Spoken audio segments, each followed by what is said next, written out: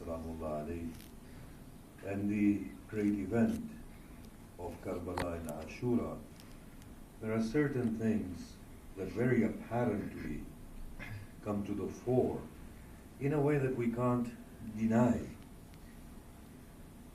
And they mark those points that we can learn from and use in our lives to lead a proper life. And they're very apparent, these truths. But in the case of Imam Hussein, they become magnified. The first thing is that simple principle of following the truth. Truth is so simple, yet it becomes very difficult to follow. The other point, and we're going to go into it, is pride and self-worth, something known as dignity. Then you have bearing up with the consequences of our decisions and actions. And then is being very, very dignified in facing up to what we have done or the consequences of the decisions that we have made. And then endurance under suffering, to endure in a very humane and a dignified way. We see all of these beautiful truths becoming so apparent in the story of Hussein ibn Ali. And before we go in there, look at this, the thing that we see and we can't even describe. Allahu Akbar. Do you know when somebody dies and we look at their faces before we give them to the earth, how painful is just looking at somebody who has died from our family.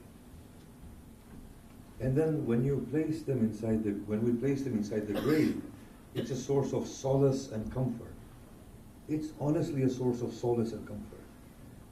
For as soon as we seal the grave, we know now we can cut and we can go beyond. Isn't it? It actually marks an end. And we draw this comfort that, okay, now we have put them to rest, and they are there, and they're making their own journey, and we have to get on with life. Imagine the hearts of mothers, and I always think about this, who are seeing dead bodies of their sons in front of them. And how are they seeing them? Totally destroyed and torn into pieces.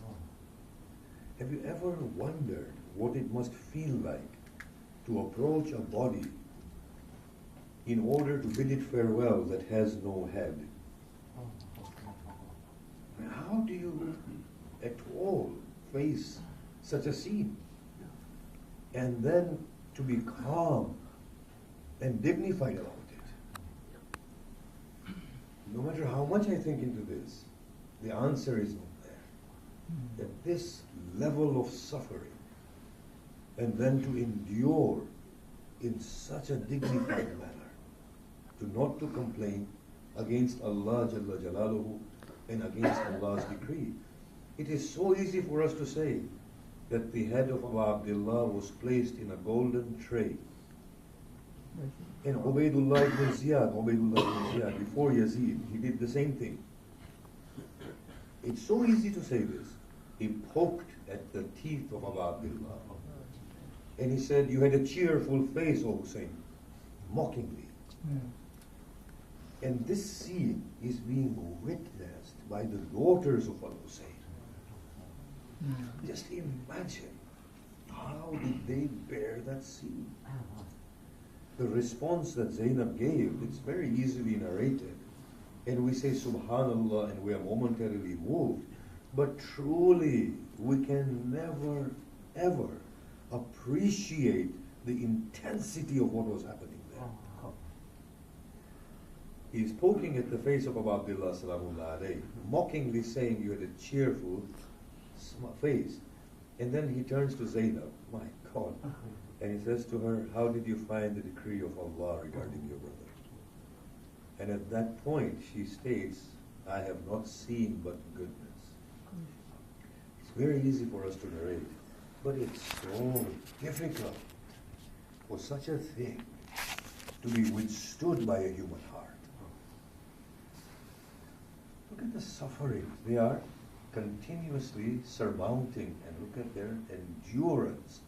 If there was nothing else to Karbala beyond these women, I'm not talking about Hazrat Abbas, Hazrat Imam Hussain, just these women, because a mother's heart is a mother's heart after all. If there was nothing more to Karbala than just these women, then it would have stopped us in our tracks and been a call to us from the core of our humanity to actually try and be righteous people. But if they can endure that way, I narrated a particular incident that when the heads were being brought, and this is, I believe it was in Kufa, because do bear in mind that when the cry was given, Allah qad qutil al-Hussein, Allah qad dubih al-Hussein, the heads were rushed off to Kufa, and the women were there and the headless body. Two scenes. Think about this. One is that, and maybe we can resolve a particular controversy that has occurred in the Shia world. Some maintain that the women of Imam Hussein's household did have their maqana, and some maintain that they didn't. From the history that I have read, it appears that they didn't. From the very maqtal we find, and this is just one scene, that when Shimar pursued Zainab on horseback, she fled, she began to run. He struck her with the back of his spear, with the knot of his spear. When she fell unconscious, he extracted her outer covering. And these are the words of the Maqtal. After the outer covering went, her head covering, what is known to us as a scarf, appeared. He snatched that. And her face mask. And then her earrings appeared, and he snatched her earrings. I don't want to narrate any of this, but we can see from that they were totally barren. But before they went into Kufa, a message was sent to Ubaidullah that there will be a reprisal. There will be a revolution within Kufa. And therefore clothes was sent to them, but minimum clothes. And they were set within canopies, not naked camels, just for Kufa. And after Kufa again, they were reduced to a state of Roman captives. And that is why Zainab says, Salamullah alayna, to Yazid, that you parade the women of the household of the Prophet Safirat. She uses the word Safirat, with either exposed face or exposed hair. So we can see from that, but two incidences happen here. And see the women, how they have tolerated. First is that Zainab heard a great roar, and she didn't know what is happening. And she saw the people running in a direction, and she looked in that direction, and it was the head of Imam Hussein being carried on the end of a spear. And this is the first time she is seeing the head of Al-Hussein after it has been beheaded.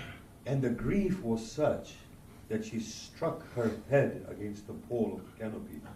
And they report that the blood began to drip from beneath her maqna profusely. And the other scene is, and we can see how grand these hearts are, that the heads were being brought in Kufa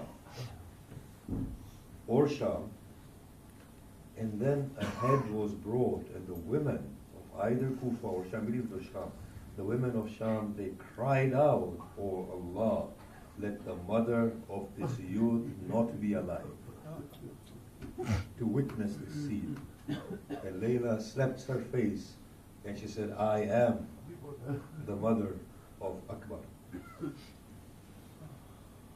The way they endured and the way they tolerated, I don't think it can be explained.